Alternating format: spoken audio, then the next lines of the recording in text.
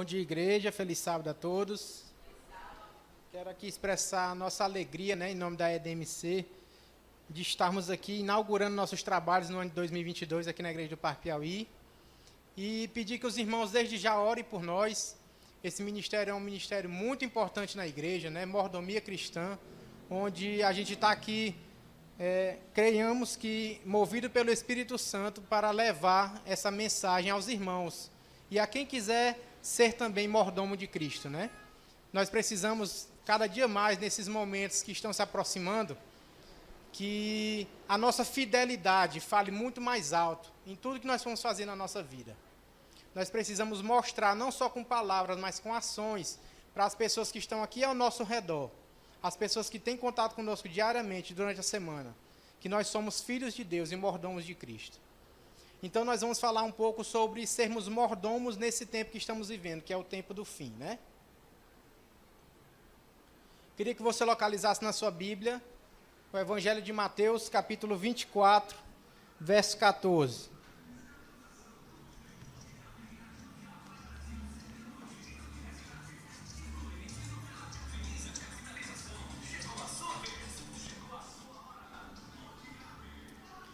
Amém? Diz assim o texto: E será pregado este evangelho do reino por todo o mundo, para testemunho a todas as nações. Então virá o fim. Amém. Deus seja louvado por isso.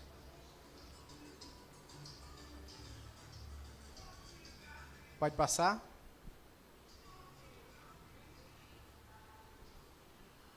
A chegada do tempo do fim.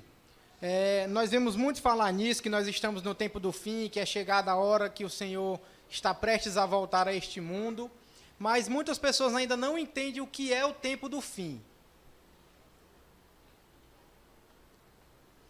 O que, na verdade, significa essa expressão, tempo do fim? Quando isso começou? Bom, nós temos algumas nuances proféticas para abordarmos aqui nesse sermão de hoje, falando sobre principalmente a questão dos selos de Deus.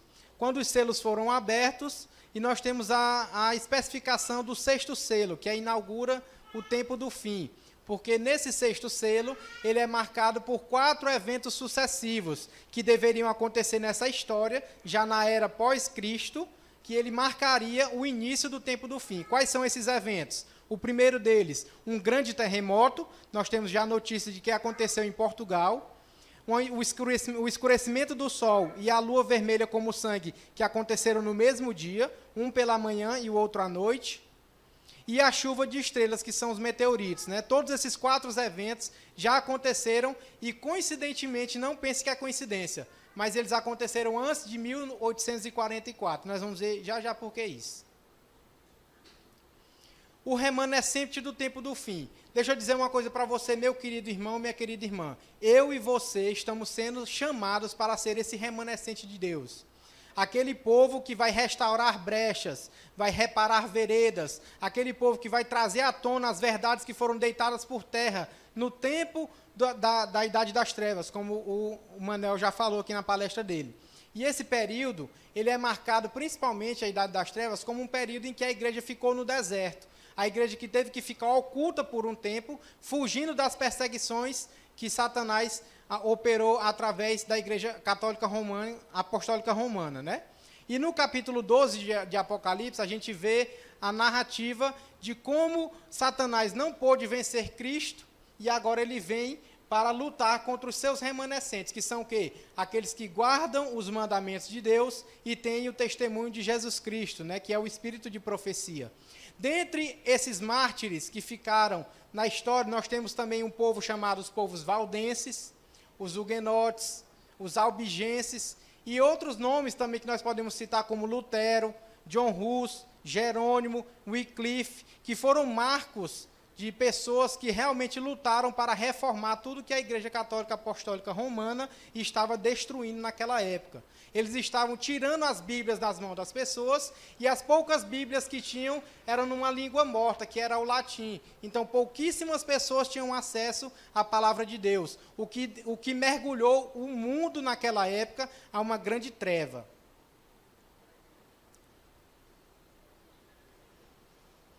E o surgimento da igreja remanescente, nós vamos conversar sobre isso agora. Bom, nós estamos aqui se situando na história, né? Numa linha do tempo. Nós vemos ali que Cristo veio a essa terra, ele pregou o evangelho nos seus 3 anos e meio. Muitas pessoas foram chamadas para participar da igreja primitiva de Deus. Depois nós tivemos o derramamento do Espírito Santo. E aí, com o passar do tempo, esse fogo foi se apagando por conta das perseguições que teve na Idade das Trevas. Mas o tempo que essa Idade das Trevas deveria durar estava profetizado em Daniel e também em Apocalipse, que seriam 1260 anos, né? Esses 1260 anos, eles vão se findar justamente no ano de 1798, quando dali em diante as pessoas começaram a estudar cada vez mais profundamente o livro de Daniel e o livro de Apocalipse. Nós sabemos que o Apocalipse é a revelação de Jesus Cristo, mas muitas pessoas têm medo de ler o Apocalipse. Eu e você, que como membros da Igreja Adventista do Sétimo Dia, devemos desmistificar tudo isso e botar as pessoas para estudarem profecias, porque as profecias no tempo do fim é que vão nos manter em pé frente a todas as perseguições que ainda vão acontecer. Então, retomando essa linha do tempo, nós temos agora que depois de 1798, esses 4 eventos do 6º selo aconteceram, né? O escurecimento do sol, a lua ficou vermelha, a chuva de meteoritos e o grande terremoto. Com o passar desse 6º selo, nós temos agora a inauguração do tempo do fim. E o que foi que aconteceu de tão relevante nessa época, né? Nessa época, como eu falei para vocês, depois de 1798, com a queda do poder papal romano, nós temos agora a volta da reforma protestante. E essa reforma protestante foi tão forte na época que ela colocou as pessoas para estudarem mais a Bíblia. E muitos desses estudiosos, como nós vamos citar agora Guilherme Miller, ele estudou muito profundamente as profecias de Daniel, associadas às profecias do Apocalipse. E ele descobriu que por volta de 1844, iria acontecer um grande evento na história. Eles acreditavam que era a volta de Jesus, porque no estudo das profecias, dizia-se que ao final de 2.300 tardes e manhãs, o santuário de Deus seria purificado. Bom, eles acertaram na data, mas erraram o evento, nós já conhecemos essa história. E com isso, nós temos agora o surgimento da igreja remanescente, que é a igreja adventista do sétimo dia. Se você, meu querido irmão, minha querida irmã, ainda não sabia disso, a nossa igreja, ela é fruto de uma profecia. E ela é um fruto de uma profecia que nos coloca numa missão, que é a missão que nós exatamente lemos aqui em 24:14, Mateus 24:14, que é pregar o evangelho do reino a todas as nações. E aí sim virá o fim. E o que será esse fim? Exatamente a volta de Jesus. Então, em 22 de outubro de 1844, Miller e seus associados, com base em Daniel 8:14 e outros textos, pensavam que a purificação do santuário de Deus, mencionada pelo profeta Daniel, fosse a volta de Jesus. Bom, como eu falei, eles acertaram a data, mas erraram o evento. De fato, a profecia de Daniel 8:14 e 9, 24 a 27, nos leva a essa data, 22 de outubro de 1844. Mas a purificação do santuário de Daniel 8:14 não é uma alusão à volta de Jesus, mas sim o início do juízo investigativo, né, que é o juízo no santuário celestial. Como resultado desse grande desapontamento, você pode imaginar o que aconteceu naquela época, né? Você pode imaginar que todo mundo estava esperando a volta de Jesus. E 22 de outubro de 1844 ficou marcado como o grande desapontamento, onde as pessoas esperavam que viria o fim, que viria a volta de Jesus, e na verdade nada disso aconteceu. Então houve um grande desapontamento. E com esse grande desapontamento, os milleritas, né, que eram as pessoas que eram seguidores dos ensinamentos de Miller, Guilherme Miller, teve 3 tipos de grupos que se separaram depois desse grande desapontamento, que foi o primeiro: abandonaram a fé, nunca mais quiseram saber sobre religião, sobre espiritualidade, sobre Deus, sobre nada. O segundo grupo, eles continuaram marcando datas até que desapareceram. Eles foram ficando um grupo cada vez menor, sempre marcando datas, e desapareceram. E o terceiro foi o que deu a origem à Igreja Adventista do Sétimo Dia. Então, nós como Igreja Adventista, somos uma junção de vários líderes e vários estudiosos de outras igrejas que se uniram para estudar as profecias e entender o que realmente tinha acontecido em 1844. Assim, estava aberto o tempo do fim. O poder papal havia caído em 1798, o conhecimento do livro de Daniel se espalhava pelo mundo, e no tempo aprazado, Deus tirou sua igreja do deserto, porque tinha para ela uma sagrada missão, restaurar as veredas obliteradas ao longo dos séculos pelo papado, na Idade das Trevas, né? E qual é essa grande missão que essa igreja foi chamada a realizar? Tirada do deserto, para agora realizar essa grande missão no povo de Deus. Somos parte da igreja remanescente levantada por Deus para o tempo do fim.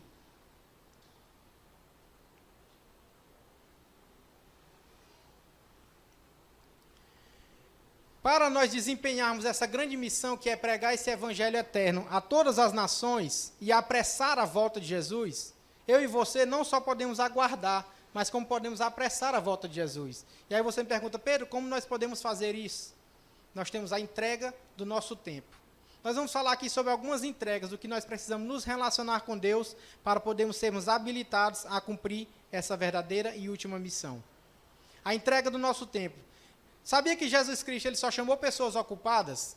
Quando eu e você somos chamados para fazer uma atividade missionária, quando eu e você somos chamados para ir à igreja ao sábado, à quarta-feira, ao domingo, quando nós somos chamados para participar de uma missão Caleb que dura em volta de 15 a 20 dias, aí você diz assim, não, mas eu sou muito ocupado, eu tenho meus afazeres, eu tenho minha família para cuidar, eu tenho meu trabalho, de onde eu tiro o meu sustento. Deixa eu te dizer uma coisa, meu querido. Jesus só chamou pessoas ocupadas. Um exemplo delas, Amós. Jesus chamou Amós quando ele cuidava dos bois do seu pai. Ele não estava a Deus dará, ele não estava sem fazer nada. Os discípulos, quando Jesus chamou eles estavam o quê? Jogando as redes, estavam pescando, era o seu ofício, era o seu trabalho. E eles largaram tudo para seguir a Jesus. Ele chamou Mateus enquanto trabalhava na coletoria dos impostos. Ele chamou você agora para dedicar o seu tempo à obra de anunciar o Evangelho eterno. Isso eu tenho ouvido desde que eu entrei na igreja, de que nós precisamos dedicar o nosso tempo à obra do Senhor. Aí você pode pensar, nossa, mas eu tenho que sair da minha casa, colocar uma roupa bonita e ir evangelizar em algum lugar. Sim, isso faz parte. Mas como foi dito aqui no começo, o nosso relacionamento com Deus provoca em nós uma transformação que o que brilha através da gente é o próprio Jesus Cristo. E em todas as ações que nós fizermos, tanto nas grandes e nas pequenas, nós vamos estar refletindo o Criador de todas as coisas. E assim nós vamos estar evangelizando as pessoas. Nós precisamos entregar os nossos talentos. Você conhece a parábola dos talentos? Quando o Senhor saiu para uma viagem e deixou 3 servos. E desses 3 servos ele deu a cada um seus dons, na quantidade que eles poderiam arcar.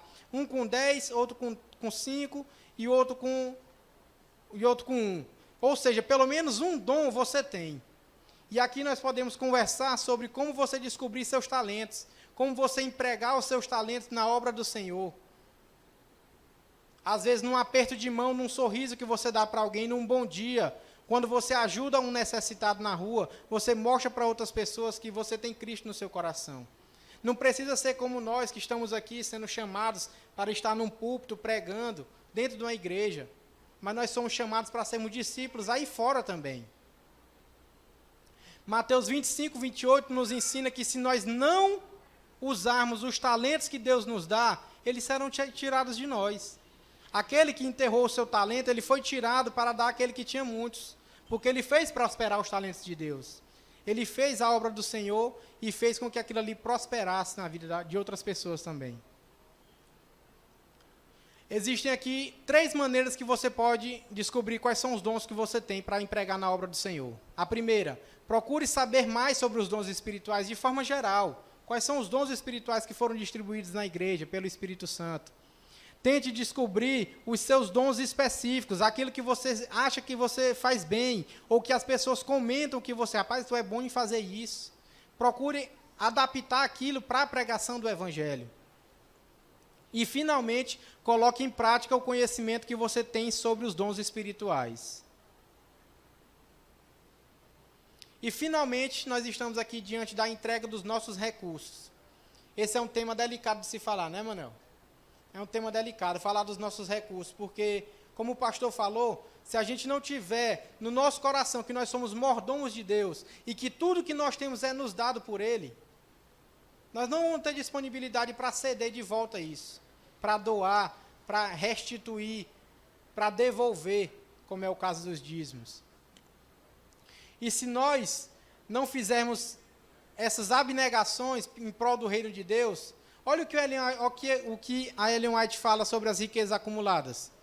As riquezas acumuladas logo serão inúteis, quando sair o decreto de que ninguém poderá comprar ou vender, senão aqueles que tiverem o sinal da besta. Muitos recursos não terão utilidade alguma. Deus requer que façamos agora tudo o que estiver ao nosso alcance para transmitir a advertência ao mundo. Deixa eu perguntar uma coisa para você. Você está aqui nessa igreja, você tem noção que você está no tempo do fim? Você tem noção que a qualquer momento pode ser decretado que um dia de guarda vai nos obrigar a não comprar e não vender, se não for naquele dia? Se nós não formos guardadores do sábado, porque o sábado, com certeza, é uma das coisas que nós somos mais identificados aí fora. Quando a gente fala, sou adventista do sétimo dia, é aquela igreja que não trabalha no sábado, né? É aquela igreja que não faz nada no sábado. As pessoas menosprezam, as pessoas ridicularizam a nossa fé. E quando a gente vai contextualizar, dizendo que o sábado é um selo de Deus, que o sábado nunca foi abolido e nunca foi trocado, as pessoas têm milhões e milhões de argumentos para falar sobre isso. Então nós estamos cercados de pessoas que vão estar adorando a Deus no domingo. E eu e você vamos estar sendo convidados a adorar a Deus no sábado. E o que temos feito com nossos recursos? Vai chegar esse grande dia que não vai precisar mais comprar nem vender. A gente vai ter muitas propriedades e não vai poder fazer nada com isso. Enquanto você poderia ter, de alguma forma, convertido aquilo na pregação do Evangelho e ajudado a apressar a vinda do nosso Senhor e Salvador Jesus Cristo. Com os nossos recursos que Deus tem colocado em nossas mãos, o que nós temos feito? Que percentual de nossas rendas está sendo destinado à obra de Deus? Eu não vou perguntar isso individualmente, eu vou perguntar geral. Mas isso é com você e Deus. O quanto Deus toca no seu coração? Eu acredito que na igreja, o pastor pode até me corrigir se eu estiver errado, na igreja não temos muito problemas em relação ao dízimo. As pessoas, elas têm noção de que o dízimo é obrigatório você devolver. Mas em relação às ofertas? E o pacto? Aquele pacto que você faz de percentual junto com o dízimo, que é para você entender que quando o seu coração não estiver querendo dar, você fez um pacto com Deus. O nosso coração é enganoso. E Deus nos dá muitas oportunidades de misericórdia e nos abençoa cada vez mais se nós somos fiéis a Ele. Então, que percentual dos nossos recursos nós estamos dedicando a Deus? A nossa responsabilidade é particular com tudo que temos e somos, para que o Evangelho alcance a última casa e Jesus possa voltar. Eu não sei você, mas no meu coração o maior desejo que eu tenho é a volta de Jesus. A volta de Jesus, porque com a volta de Jesus todos os nossos problemas serão resolvidos. Não terá mais doença, não terá mais choro, mais morte, nada disso mais existirá. A separação e o mar já não existe, como disse o apóstolo João. Então, se nós queremos tanto essa restauração, se nós queremos tanto esse dia glorioso, vamos nos empenhar cada vez mais para nos dedicarmos à obra de Deus. Fazer avançar o Evangelho. Como eu e você podemos nos dedicar cada vez mais para a pregação do Evangelho. É esse sinal de advertência de que as pessoas precisam se converter ao Senhor, senão serão destruídas. Se você tem essa mensagem no seu coração, pregue isso a outras pessoas também. A esperança ela não deve ser guardada, ela deve ser compartilhada e multiplicada. Que Deus abençoe essa igreja, em nome de Jesus. Amém.